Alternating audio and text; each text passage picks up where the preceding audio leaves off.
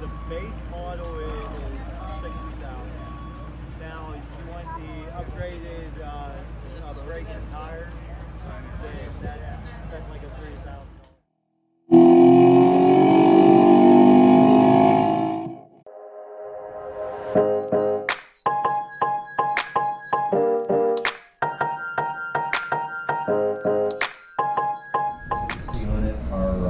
Functional, and they need to be that way to get all of the great attributes of the Corvette into this architecture and make it all work together.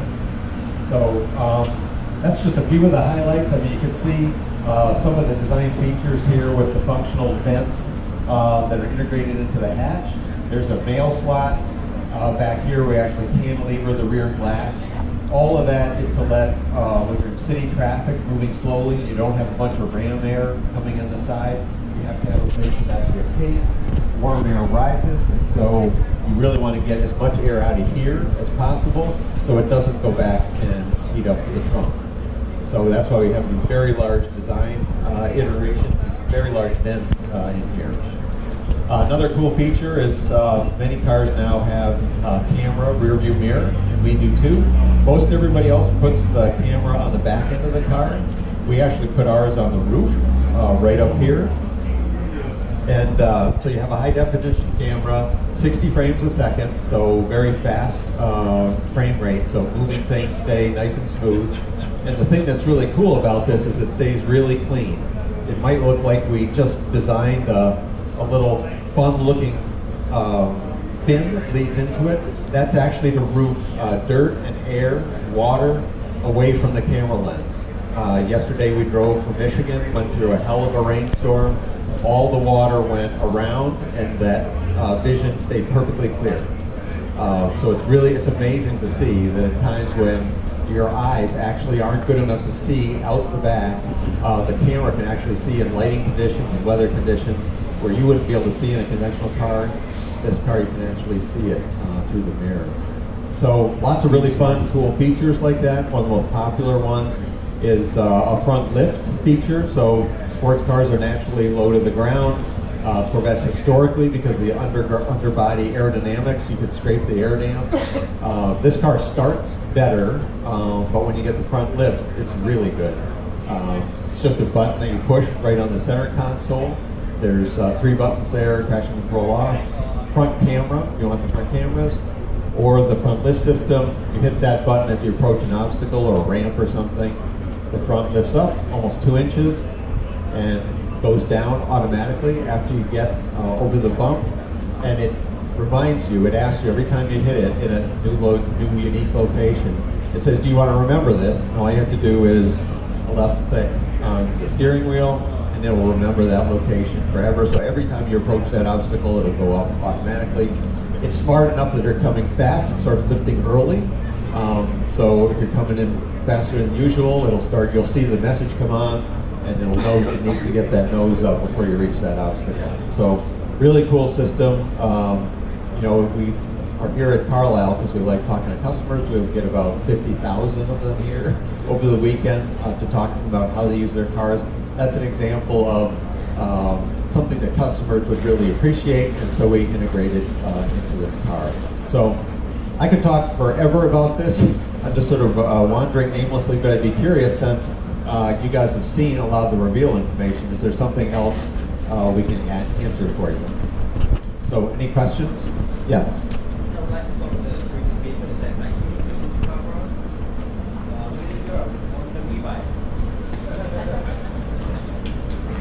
So the question is, when are we going to get it in Europe? We have not announced European introduction date. We did announce at the reveal that we're intending to sell this globally, including right-hand drive. So Japan, UK, Australia. Now we'll have a right-hand drive version.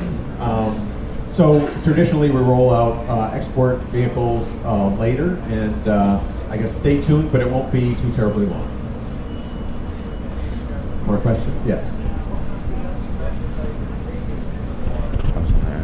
So the question is, what kind of production numbers? We never forecast production We're going to try to build as many as we can to meet customer demand. Initial indications is demand is going to be high. We predicted that, and so we're adding a second shift with Bowling Green. We're in the process of getting those employees hired and trained right now. So I can't predict. We never know. And usually, the honest truth is we're usually capacity constrained at the beginning because more people want cars than we can produce. But we're adding a second shift, so we're going to try to meet demand as best we can. Yes, down here. So the question is, will there be a convertible? I always say they're all convertibles. We'll take the roof out. I was talking about that. But a regular, conventional convertible, full convertible, we actually teased that at the reveal. If you watched the last video, we actually showed a couple, if you freeze framed it, there was a couple of shots of a convertible top down. So yes, there will be one, and no, you won't have to wait too long for that one either.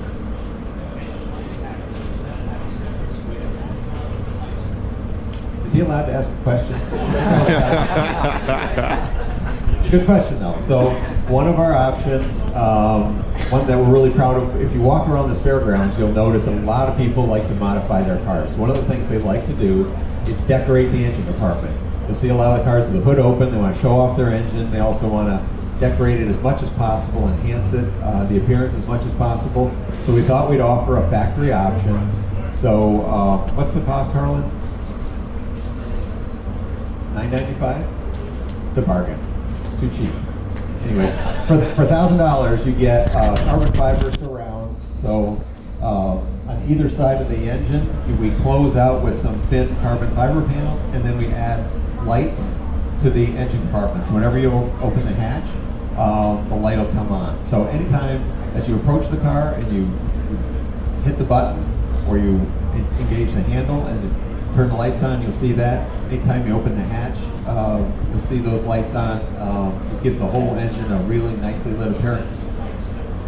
Those are two lights. They're actually under the hatch, so they open with the hatch. So the trunk is lit separately, and then the engine compartment is lit separately. But no, there's not a separate switch.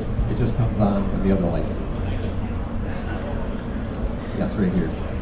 With the engine parts line, there's a lot of concerns that maintenance costs.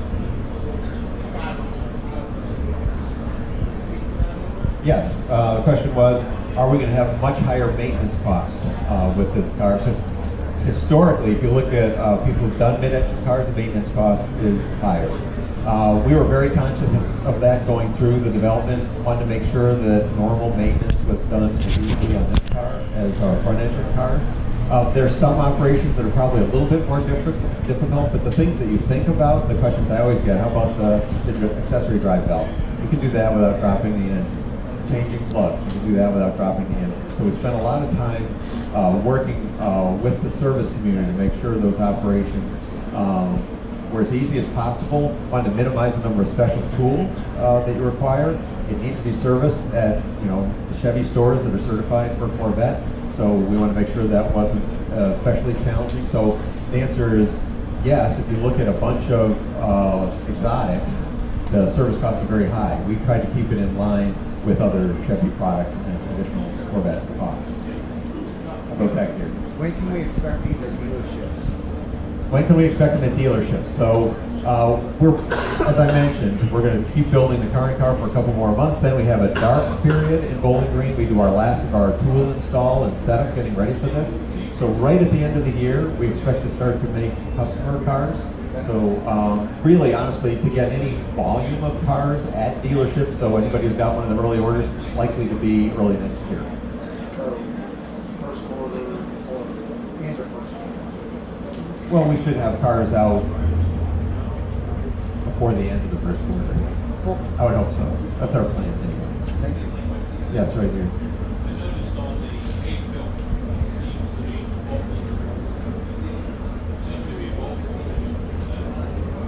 You're looking at the rolling chassis here. Actually, if you look at the structure, look all around it, we call it glued and screwed. So there's redundant mechanical attachments. So structural adhesive, and then also held together with low drilled screws, which actually create their own threads and drive pieces of metal together. So you actually have redundancy in those joints to make them really, really strong. Yeah, it would hold together with just the glue, but we use the screws in process to help hold it together while the glue itself is setting. It's actually kind of an aerospace technology. Over here. Okay, last question. You don't have a question?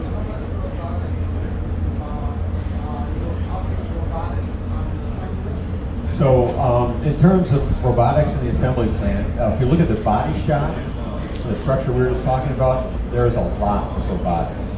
The rest of the plant is a lot of manual assembly. If you take a plant tour in Bowling Green, it'll look familiar to you in terms of the number of people online putting the car together.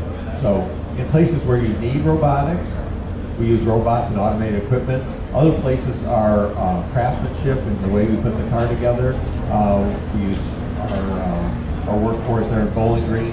Like I said, we're actually adding people in, training them up, because building a Corvette is not like building another car.